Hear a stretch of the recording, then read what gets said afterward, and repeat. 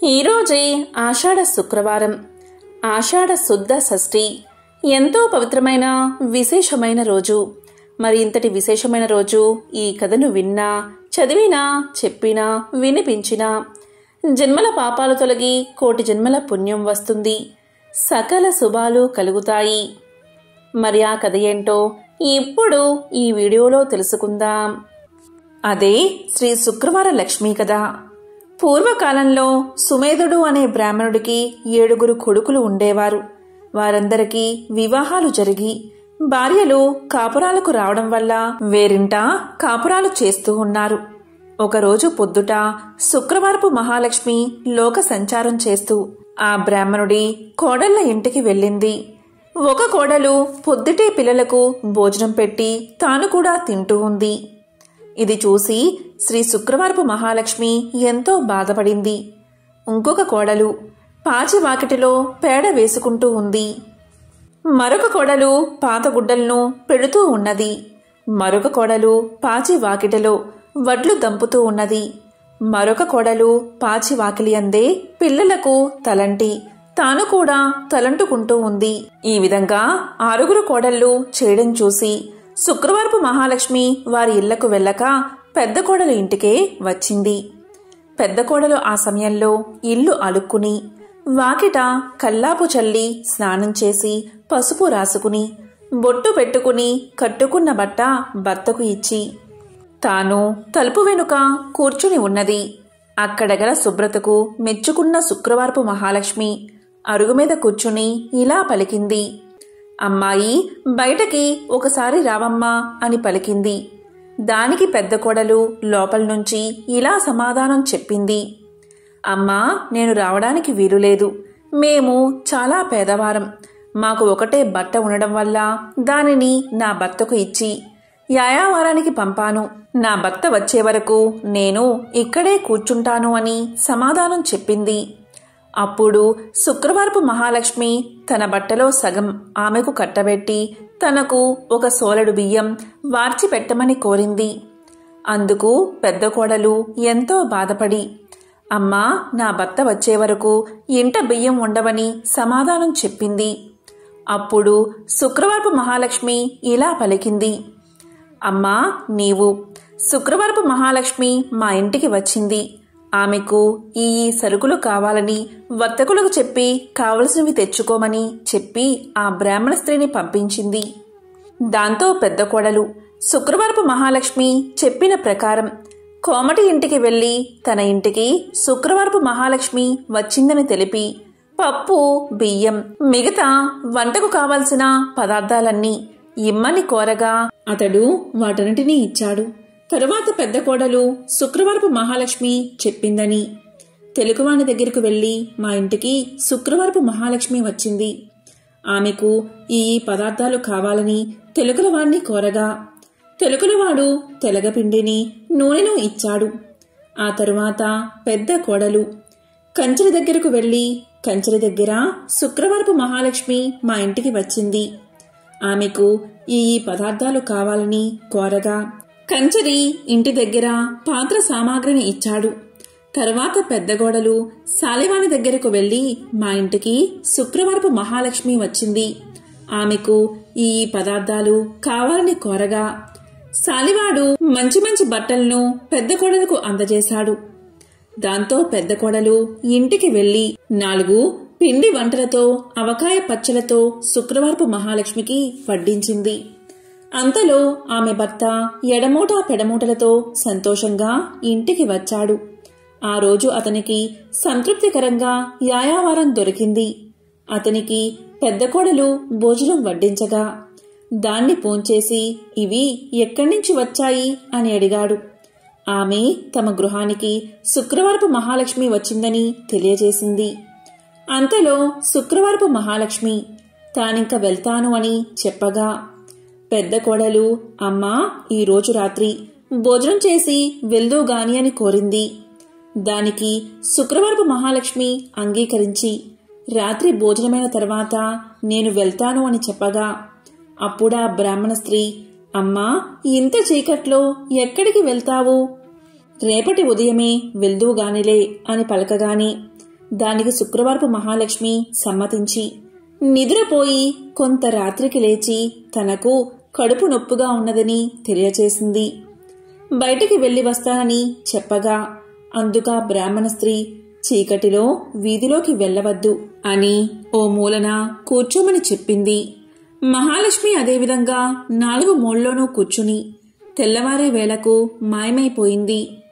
ఆ బ్రాహ్మణ స్త్రీ నిద్ర మేల్కోగాని ఇల్లు బాగు చేయడానికి చీపుణ్ణి చేతబట్టి గది యొక్క 4 మూలలా చూసింది. 4 మూలల్లోనూ 4 బంగారు కుప్పలు ఉండడం చూసి ఆమె ఎంతో ఆనందం చెంది భర్తకు ఆ విషయాన్ని తెలియచేసింది. అప్పుడు భర్త తమ ఇంటికి వచ్చిందని సాక్షాత్తు మహాలక్ష్మీదేవే అని భావించి తమపై ఆమె చూపిన దయను తలుచుకుని ఎంతో సంతోషంతో భార్యతో కలిసి శుక్రవార నోమును నోయించుకుని భాగ్యాలను బడసి భక్తి విడువక సంతోషంగా కాలాన్ని గడిపాడు. ఇదే శ్రీ శుక్రవారపు లక్ష్మీ కథ. ఎవరైతే ఈ కథను భక్తి శ్రద్ధలతో వింటారో లేక చదువుతారో వారికి దరిద్ర బాధలు తొలగి సకల ఐశ్వర్యాలు కలుగుతాయి. ధనం మూలం ఇదం జగత్ అనేది అందరికీ తెలిసిన విషయమే. జీవ సమస్తానికి ధనమే మూలం. ధనం లేకపోతే ఆహారం లభించదు. కాబట్టి అలాంటి ధనానికై ఎల్లరూ శ్రీ ధనలక్ష్మీదేవిని ఆరాధించాలి. ఆమె దయకలవాడే కలవాడు. ఆమె దయలేనివాడు లేనివారిలోని లెక్క. ధనం చాలా విలువైనది. ఇది అందరికీ తెలిసిన విషయమే. కాబట్టి ధన ప్రాప్తికై శ్రీ మహాలక్ష్మీదేవిని ఆరాధించాలి. ధనాది దేవత అయిన ఆ శ్రీ ధనలక్ష్మీదేవిని ఆరాధించి ఆమె అనుగ్రహాన్ని పొందాలి. ఆ అమ్మ దయకు పాత్రులై ధనవంతులైన అసంఖ్యాక భక్తులలో ఒకరిద్దరి విషయాలు ఇప్పుడు తెలుసుకుందాం. అదే సమాధి కథ. పూర్వం సమాధి అనే ఒక వైశ్యుడు ఉండేవాడు. అతడు విపరీతంగా ధనాన్ని సంపాదించాడు. దానితో అతనికి ధన గర్వం వచ్చింది. కొత్తలో అంతా లక్ష్మీ కటాక్షమే అనేవాడు అతను. రాను రాను దేవుడా లేక దెయ్యమా, నా తెలివితేటలతోనూ బోలెడు పెట్టుబడితోనూ వ్యాపారం చేశాను, అందుకే సంపాదించాను, అంతా నా గొప్పతనమే అండం మొదలుపెట్టాడు. హితవు చెప్పేవారిని కసిరేవాడు. తనకు వంత పాడేవారిని చేరదీసేవాడు. అలా అతని చెంత చేరిన భజన పరులందరూ కూడా అతని వద్ద ధనం తీసుకుంటూ ఉండేవారు. అందుకుగాను వారా సమాధితో కలిసి దైవ దూషణలు కూడా చేస్తూ ఉండేవారు. తద్వారా వారి వద్ద డబ్బు నిలిచేది కాదు. సమాధి వారికి ఎంత ఇచ్చినా అదంతా ఏదోలాగా ఖర్చయిపోతూ ఉండేది. పనికిమాలిన వారికి అనవసరపు ఖర్చులకు డబ్బు ఇచ్చి అవసరానికి డబ్బు లేక డాబోసరికి తన పలుకుబడిపై అప్పులు చేసి అవి తీర్చలేక సమాధి దరిద్రుడైపోయాడు. అతడు పెద్దలను ఆశ్రయించాడు. అప్పుడు పెద్దలు ఇలా పలికారు: దైవమున ఏమున్నది, అంతా నీ గొప్పే అన్నావు కదా, నీ గొప్ప నీవే చూసుకో, ఇక్కడ్నుంచి వెళ్ళిపో అని తరిమేశారు. మరికొద్ది కాలానికి కొడుకులు తిరగబడ్డారు. అప్పుల వారు అల్లరి చేయడం మొదలుపెట్టారు. గొప్ప దరిద్రం కలిగినది. చివరికి భార్య కూడా ఎదురు తిరిగినది.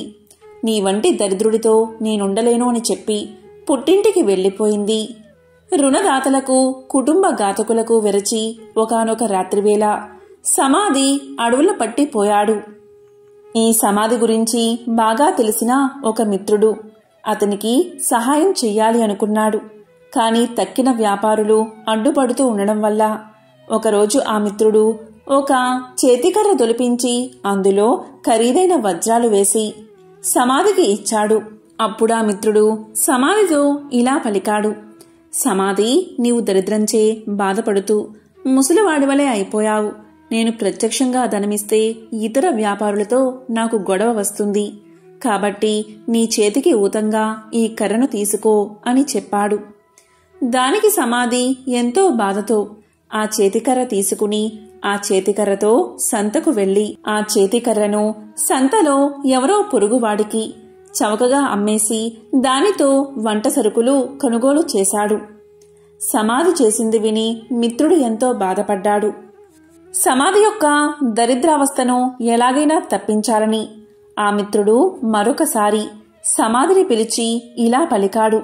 సమాధి, ఈ గుమ్మడికాయ తీసుకో అని ఒక గుమ్మడికాయ ఇచ్చాడు. దాని నిండుగా బంగారు కాసులు పోసి ఇచ్చాడు.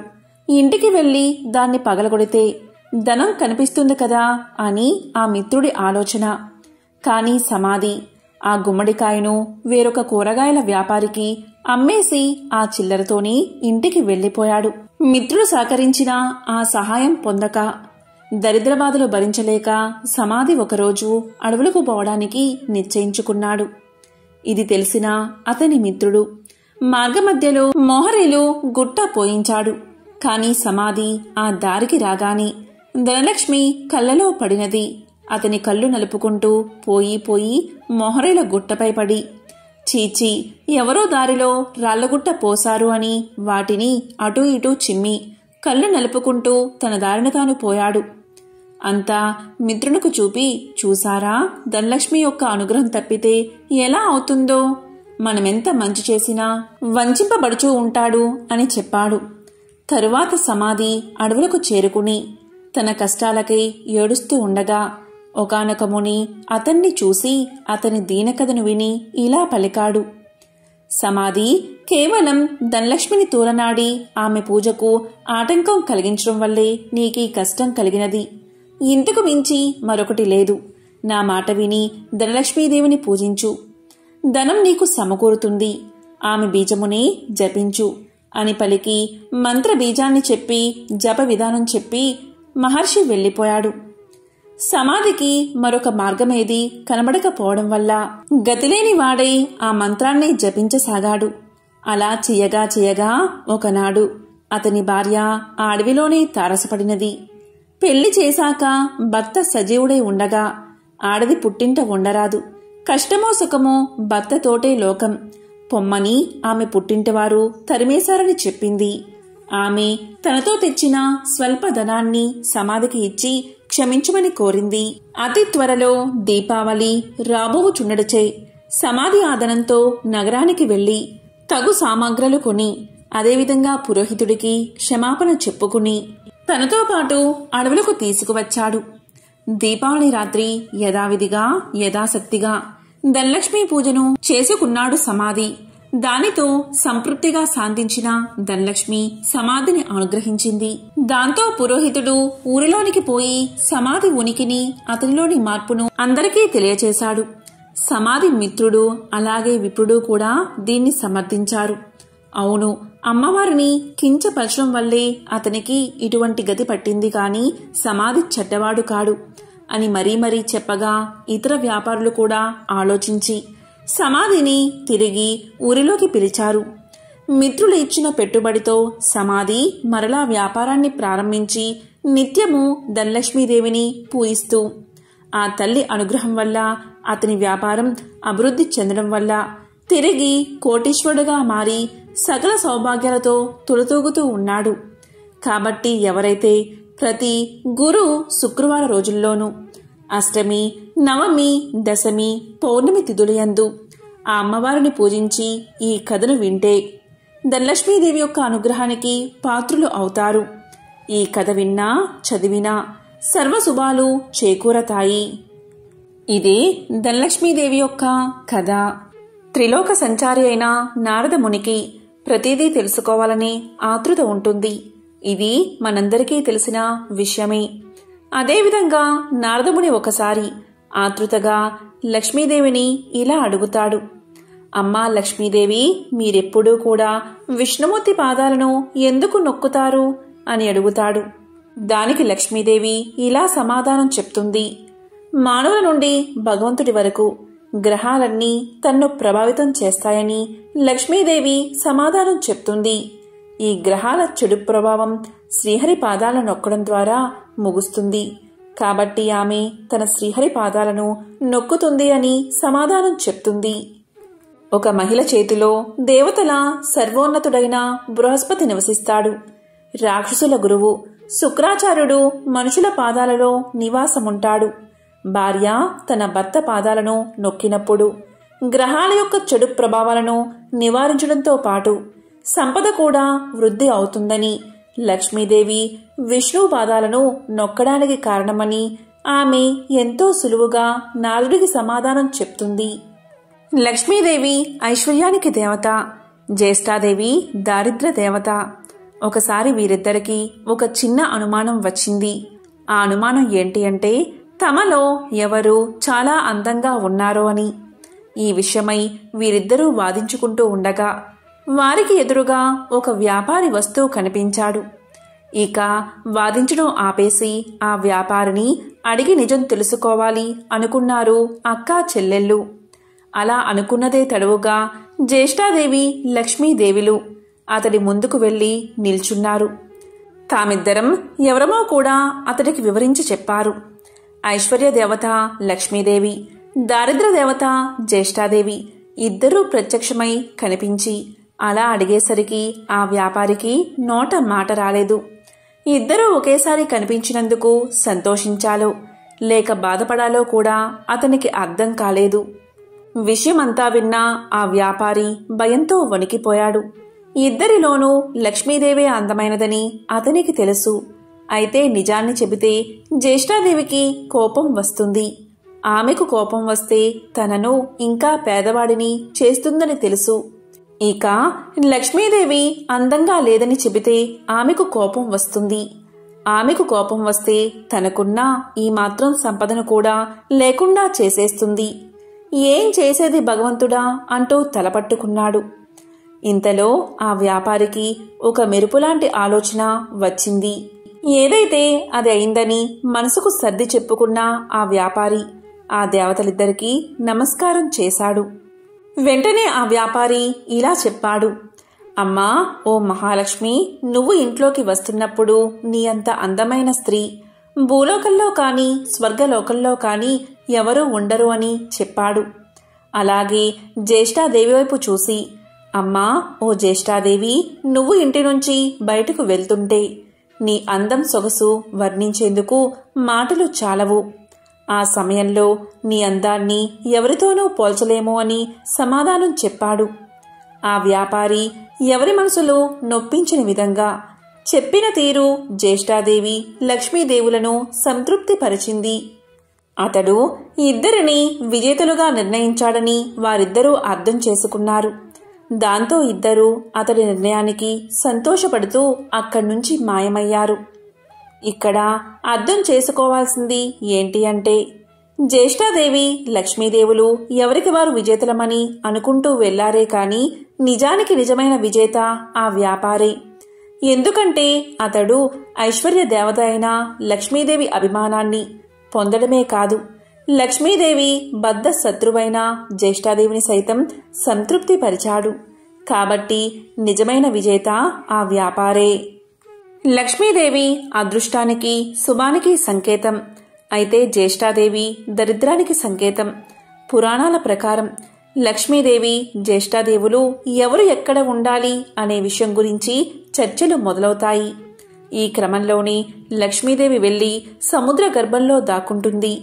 సముద్ర గర్భం నుంచి తను బయటికి రావాలని జ్యేష్ఠాదేవి కోరడంతో తాను బయటకు వచ్చి ఏ ప్రదేశంలో కొలువై ఉండాలో తెలియచేస్తుంది. ఈ విధంగా సముద్ర గర్భం నుంచి బయటకు వచ్చిన లక్ష్మీదేవి తాను పసుపు కుంకుమల్లో కొలువై ఉంటానని చెప్తుంది. అందుకే ఏదైనా శుభకార్యాలలో పసుపు కుంకుమలకు అంత ప్రాధాన్యత ఇస్తాము. పెళ్లి పత్రికలకు కూడా పసుపు కుంకుమ రాయడం వల్ల సాక్షాత్తు లక్ష్మీదేవిని ఆహ్వానించినట్లు. ఇలా పసుపు కుంకుమ రాయడం వల్ల ఆ పెళ్లిలో ఎలాంటి ఆటంకాలు లేకుండా లక్ష్మీదేవి కృప నూతన వధూవరులపై ఉంటుందని భావిస్తారు. అందుకే వివాహ ఆహ్వాన పత్రికలకు పసుపు కుంకుమలు రాస్తారని పురాణాలు చెబుతున్నాయి. మనం లక్ష్మీదేవి చిత్రపటాన్ని చూసినప్పుడు ఆమెకు గుడ్లగూప వాహనంగా ఉండడాన్ని చూస్తూ ఉంటాం. లక్ష్మీదేవికి గుడ్లగూప ఎలా వాహనమైనది అనే ప్రశ్న మనల్ని పట్టి పీడుస్తుంది. దానికి సమాధానం ఇప్పుడు తెలుసుకుందాం. ఒకప్పుడు కౌశికుడు అని ఒక గొప్ప విష్ణు భక్తుడు ఉండేవాడు. అతడు గొప్ప సంగీత విద్వాంసుడు. సుమధురమైన తన గాన మాధుర్యంతో మహావిష్ణువుని ప్రసన్నం చేసుకున్నాడు. స్థూల శరీరాన్ని విడిచిన తరువాత విష్ణు లోకాన్ని చేరుకున్నాడు. శ్రీహరి తన ప్రియభక్తుణ్ణి స్వాగతించి అతని గౌరవార్థం అంతరంగిక సంగీత సభ ఒకటి ఏర్పాటు చేశాడు. ఆ సభలో దేవర్షి నారదుడికి ప్రవేశం లభించలేదు. తుంబురుడికి సకల మర్యాదలతో స్వాగతం చెప్పారు. తనకు ప్రవేశం లేకపోవడం అటుంచి తన ప్రత్యర్థి అయిన తుంబురుడికి స్వాగత సత్కార్యాలు లభించడం చూసిన నారదుడు ఎంతో మండిపడ్డాడు. అయినా తమాయించుకుని లక్ష్మీదేవి మందిరంలోంచి లోనికి పోవడానికి ప్రయత్నం చేశాడు. అక్కడ కూడా లక్ష్మీదేవి యొక్క చెలికత్తెలు నారదుడికి అడ్డుపడ్డారు.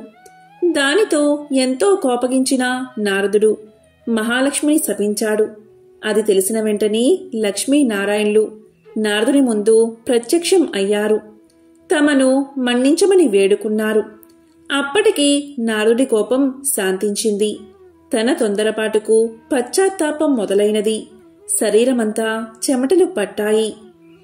కీలరిగి వాత పెట్టడం బాగా తెలిసిన నారాయణుడు చేసిన దానికి సిగ్గుపడుతున్న నారదుణ్ణి చూసి ఇలా పలికాడు. నారదా, నీ కోపం కారణం నాకు తెలుసు. నిజానికి భక్తి జ్ఞానములయందు శీలవత్తములయందు తుంబురుడు నీకన్నా కపటి కాడు, గర్విష్ఠుడు కాడు. కపట భక్తిని ప్రదర్శించేవారు ఎన్ని తీర్థాలు సేవించినప్పటికీ వ్యర్థం. భక్తి శ్రద్ధలతో నన్ను కొలిచేవారికి అవశ్యం వశుడనే. సంగీతం చేత నన్ను చేరవచ్చునని చాటి చెప్పడానికే కౌశిక తుంబురను నేను సత్కరించాను.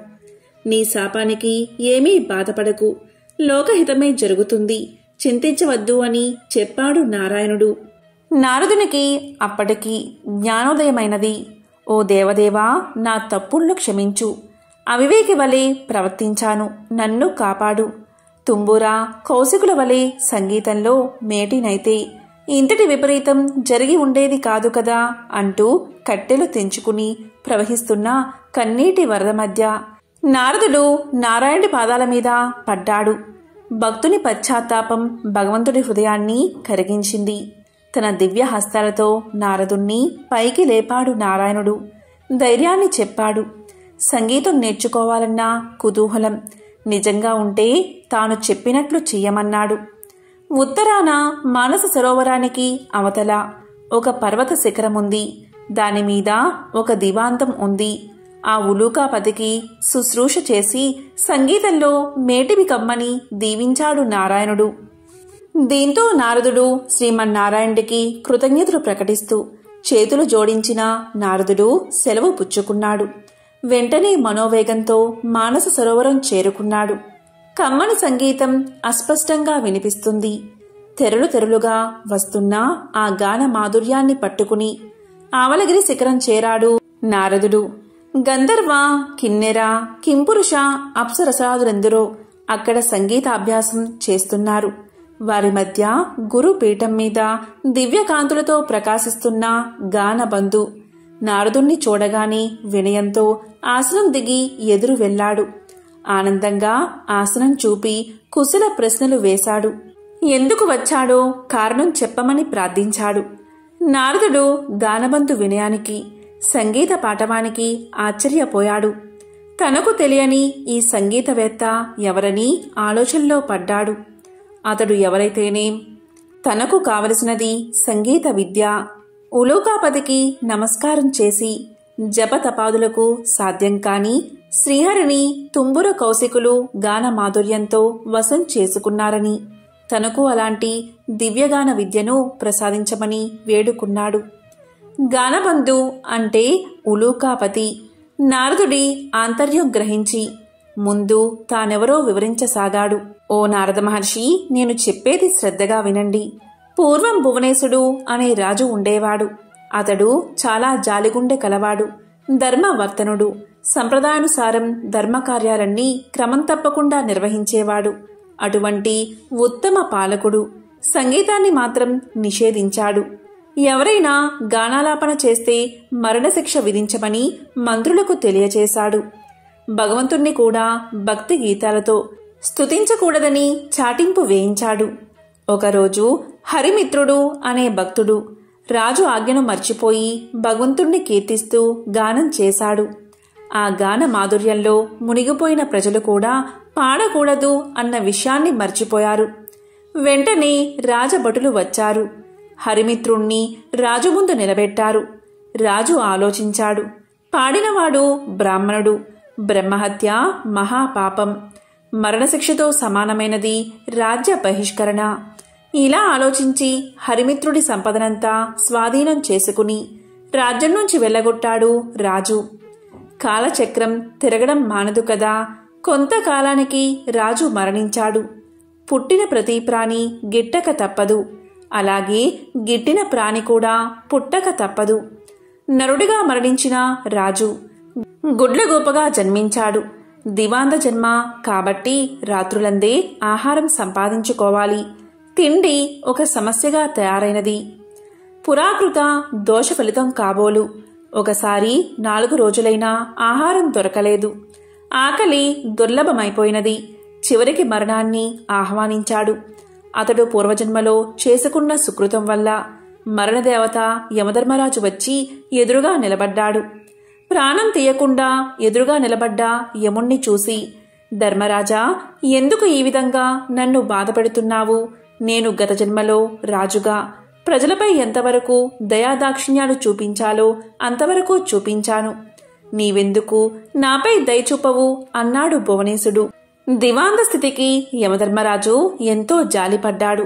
తాను చేసిన తప్పేమిటో తెలియకుండా ఎవరైనా శిక్ష అనుభవించడం ధర్మం కాదు కదా. తెలిసినప్పుడే కదా పశ్చాత్తాపం కలిగేది. అలా ఆలోచించి అసలు విషయం చెప్పాడు యమధర్మరాజు. దివాందమా, నీవు రాజుగా ఉన్నప్పుడు అనేక సత్కార్యాలు చేసిన మాట నిజమే. కాని పరమాత్ముణ్ణి వేద మంత్రాలతో మాత్రమే స్తుతించాలని శాసించడం నీ మూర్ఖత్వం. పరమ పావనమైన సంగీతంతో హరికీర్తన చేసిన హరిమిత్రుణ్ణి శిక్షించిన పాపం తక్కువైంది కాదు కదా. ఆ పాప ఫలితం కొండంతై నీకు లభించిన పుణ్యఫలానికి మించిపోయింది. అదే నేడు నిన్ను పట్టి పీడిస్తుంది. విష్ణు భక్తులకు చేసిన కీడు నీకీ అవస్థ తెచ్చిపెట్టింది. దీని నుంచి బయటపడ్డం ఎవరికీ సాధ్యం కాదు. సమవర్తి చెప్పింది విన్నాక, అంటే యముడు చెప్పింది విన్నాక గాని దివాందానికి తాను చేసిన తప్పేమిటో అర్థం కాలేదు. ఏ మార్గంలో అయినా భగవంతుణ్ణి స్తుతించవచ్చు అనే జ్ఞానం కలిగింది. చేసిన తప్పుకు క్షమించి ఎలా అయినా బయటపడే మార్గం చూపించమని ధర్మదేవత పాదాల మీద పడ్డాడు. దీంతో యముడి హృదయం కూడా ద్రవించింది. ఉలూకరాజా, చేసిన తప్పుకు శిక్ష అనుభవించక తప్పదు. దేనికి మించిన శిక్ష అనుభవించినచో శిక్షాకాలం తగ్గుతుంది.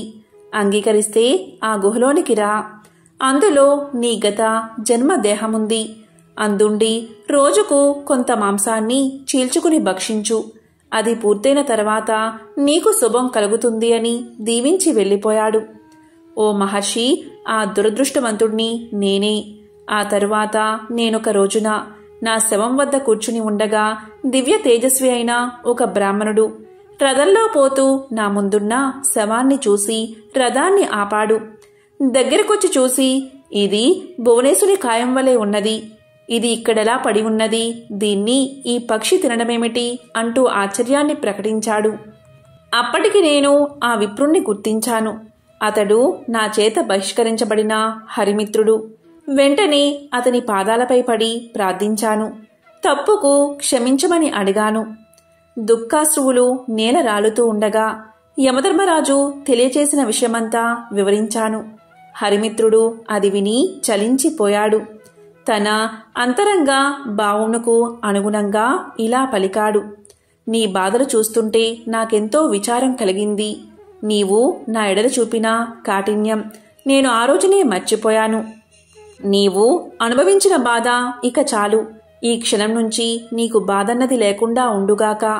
గొప్ప సంగీత విద్వాంసుడివై లోకంలో ఉత్తమ సంగీత విద్యను బోధిస్తావు కాక అంటూ అతడు నా కృతజ్ఞతను స్వీకరించి వైకుంఠానికి వెళ్ళిపోయాడు.